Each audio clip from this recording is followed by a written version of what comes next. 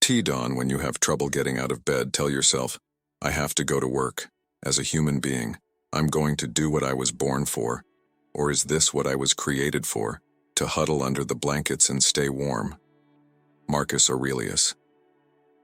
One of the most relatable moments in Marcus Aurelius's meditations is the argument Marcus Aurelius has with himself in the opening of Book 5. It's clearly an argument he's had with himself many times, on many mornings, as have many of us. He knows he has to get out of bed, but so desperately wants to remain under the warm covers. It's relatable, but it's also impressive. Marcus didn't actually have to get out of bed. He didn't really have to do anything. One of his predecessors, Tiberius, basically abandoned the throne for an exotic island. Marcus's adopted great-grandfather Hadrian hardly spent any time in Rome at all. The emperor had all sorts of prerogatives, and here Marcus was insisting that he rise early and get to work. Why? It's because Marcus knew that winning the morning was key to winning the day and winning at life. He wouldn't have heard the expression that the early bird gets the worm, but he was well aware that a day well begun is half done. But it begs the question, what does winning the morning actually look like? What should one do after they wake up early? From the Stoics, we glean 3 habits that make the morning a success. Journal. Take a walk. Do deep work. Let's look at each of those individually. The Stoics were big fans of journaling. If you're a daily Stoic subscriber, you've definitely heard us say that in an email or two. Epictetus the slave, Marcus Aurelius the emperor, Seneca the power broker and playwright. These 3 radically different men led radically different lives. But journaling, they all had that habit in common. Marcus Aurelius's Meditations consists of a collection of personal self-help notes, which he never intended to see the light of day. And Epictetus encouraged his students to write down their thoughts and reflect upon their actions every day. The Stoic keeps watch over himself as over an enemy lying in ambush, he said. For good reason. It works. There are few habits as time-tested and researched-backed as journaling. It clarifies the mind, provides room for quiet, private reflection. It gives one a record of their thoughts over time. It prepares you for the day ahead. There is no better way to start the day than with a journal. The Stoics sought stillness. It is with a still mind that one does their best work. The paradox is that perhaps the single best way to still one's mind is to put the body in motion. Runners and cyclists will tell you that this is true like an equation is true, that it is a fact, but you don't even have to go that far or that hard with your physical exertion to get what the Stoics were after. We should take wandering outdoor walks, Seneca said, so that the mind might be nourished and refreshed. Concentrate on what's in front of you like a Roman, Marcus Aurelius wrote. Do it like it's the last and most important thing in your life. From his stepfather, Antoninus, Marcus learned how to work long hours, how to stay in the saddle. He writes in Meditations that he admired how Antoninus even scheduled his bathroom breaks so he could work for long, uninterrupted periods. Ryan Holiday talks about how he does 2 to 3 hours of deep work first thing when he gets to his office. James Clear, author of the wonderful bestseller Atomic Habits, told us on the Daily Stoic podcast that he carves out 2 sacred hours in the morning to do his writing. That's it. I know it probably doesn't seem like a lot, Holiday explains, but the Stoics knew that good work is realized by small steps. It's not a small thing, but good work is created in small steps. The day so easily gets away from us. Well-intentioned plans fall apart. Our willpower evaporates. So it's key that we prioritize the important things, and it's key that we habitualize doing them early. The chief task in life is simply this: to identify and separate matters so that I can say clearly to myself which are externals not under my control and which have to do with the choices I actually control. Epictetus. The single most important practice in Stoic philosophy is differentiating between what we can change and what we can't, what we have influence over and what we do not. What does this look like in practice? Sports are a good example. An athlete can't control if the other team cheats or that refs always get the calls right. They can't control if people in the media know what they are talking about. or if they stake out positions just to be controversial or contrarian. They can't control the weather or the conditions on the field, so what does that leave? One thing: their own performance. As Marcus Aurelius would say, it doesn't matter what other people say or think, it only matters what you do. You control how you play, not whether you win. You control how you play, not if people respect you. You control how you play, not if the crowd cheers you on. You control how you play. We suffer more from imagination than from reality. What are you worried about right now? Your job? Your family? Your future? Your health? You're not crazy to worry. Bad things could happen related to any of them: a car accident, an economic downturn, a surprise diagnosis. But let's go backwards in time. A month, a year, 5 years ago. What were you worried about then? Mostly the same things, right? And how many of those worries came to pass? As Mark Twain quipped, quip, "I am an old man and have known a great many troubles, but most of them never happened." And even the ones that did come to pass. Clearly the worrying didn't help stop it, right? It was Seneca who put the best one-liner to this feeling. We are more often frightened than hurt, and we suffer more from imagination than from reality. So, what I advise you to do is, Seneca continued, do not be unhappy before the crisis comes. We are in the habit of exaggerating or imagining or anticipating sorrow. Don't anticipate sorrow. Don't let anxiety and worry get the best of you. Don't let your worries grow out of proportion to what might actually happen. Don't let imagination overtake reality. Marcus Aurelius had an interesting metaphor. He believed that a man, an emperor, a soldier, everyone was like a rock. Throw the rock up in the air, he said, and it loses nothing by coming down and gained nothing by going up. The rock stays the same. We can imagine his own life mirror this analogy. He was an ordinary man plucked by Hadrian to become emperor.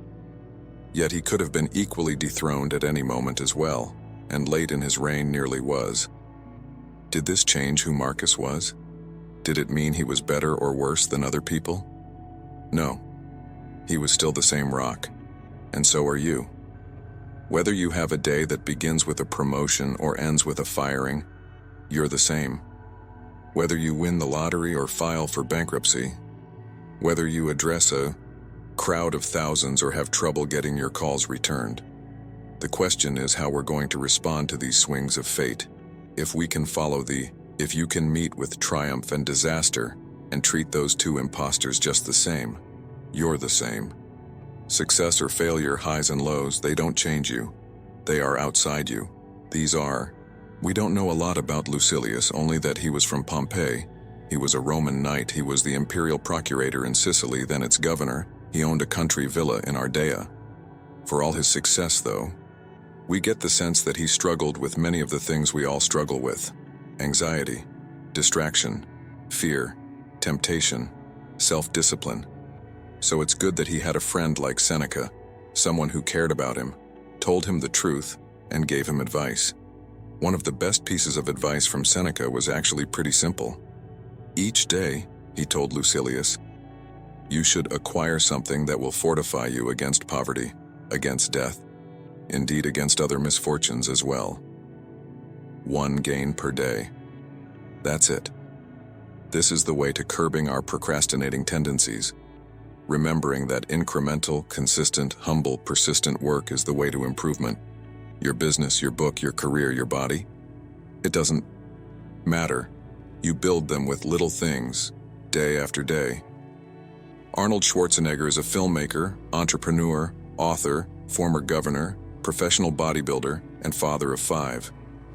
He's also a fan of the Stoics, and said in a video to people trying to stay strong and sane during the pandemic, just as long as you do something every day, that is the important thing. Whether it's from Seneca or Arnold, good advice is good advice and truth is truth. 1 thing a day adds up. 1 step at a time is all it takes. You just gotta get 1 small win. And the sooner you start, the better you'll feel and be. Pick a project you are either currently working on or wanting to get started. What is the smallest step you can take to move that project forward? Go complete that step. He was talking less of physical beauty, one imagines, than of true beautiful human behavior. But actually, it applies to both. A stunning woman whose looks are the result of her vanity and self-obsession will be rather unattractive when you get to know her. A man with strapping muscles acquired through steroids and a neglect of all other concerns is not really that impressive. Beauty, then, is difficult to separate from the intention, the choices which create it. So if you'd like to look better, that gives you a good place to start, in your choices but also in your motivations and intentions. It's the decision to get out of bed early and go for a run, so you can be around to see your children grow up, not so you can look good in the mirror. Do your makeup because it gives you confidence. Because the ritual of applying it is some quiet time to yourself, not to cover up your flaws. Hire a trainer because you want to learn the discipline of weightlifting or boxing, not because you just want someone to tell you what to do. Things can get between you and your goal, of course, but nothing can stop you from getting started. Nothing can stop you from making a beautiful choice for yourself today. Every time you are faced with a choice today, between walking the 15 minutes or taking an Uber, between picking up the phone to have the difficult conversation or leaving it to an email, between taking responsibility or hoping it goes unnoticed, choose the more difficult option, the option that challenges you the most. Now, unlike any other moment in recent memory, we are being forced to reevaluate things. We're looking at our jobs, at our finances, at the places we live. We're looking at so many of the systems that have been set up, whether they're governmental or cultural or familial. We're having to ask questions about why they are what they are, how they've held up under the immense pressure and stress of this global pandemic. You can imagine Marcus Aurelius doing a bit of this himself. He too experienced a plague and was forced to spend years far from Rome with the army. There in his tent he sat with his journal, the pages that would become meditations, and he had a conversation with himself. One of the best passages survives to us and is worth applying to our own lives right now under similar stress and uncertainty. Most of what we say and do is not essential, he writes. If you can eliminate it, you'll have more time and more tranquility. Ask yourself at every moment, is this necessary? There has never been a better time to go through your life and ask yourself about all the things you do and say and think, is this necessary? Is this essential? Why am I doing this? What would happen if I changed? These are the questions to ask yourself every day, every moment. How much or how little you work, where you live, what your marriage or your relationships look like, the political policies you support, what you spend money on, what your goals are, the way your schedule is arranged, the things taking up room in your junk drawer, or the thoughts running through your head. Most of what we do is not essential. Most of it is instinctual or it was foisted on us by someone else. Most of it isn't actually working for us. We might be better and happier if we changed. So remember Marcus's advice. If you seek tranquility, do less. Necessary, or it isn't necessary, next to each item on the list.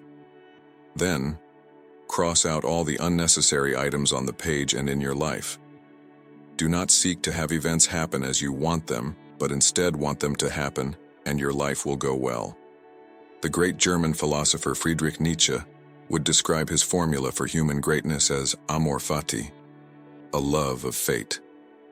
That one wants nothing to be different, not forward, not backwards, not in all eternity. Not merely bear what is necessary, still less conceal it, but love it. The Stoics were not only familiar with this attitude, but they embraced it. 2,000 years earlier, Marcus Aurelius would say, "A blazing fire makes flame and brightness out of everything that is thrown into it. Stuff goes wrong. It's a fact of life. As Seneca said, fortune behaves just as she pleases." His own life was proof of that. A health flare-up disrupted his career. An emperor exiled him. He clawed his way back, only to have it happen again. Nearly all of this was out of Seneca's control. The only part that was up to him was how he chose to see these events, and what he chose to do with them. He chose to see them as a good thing, He chose to use them. He chose to dye these events with his own color.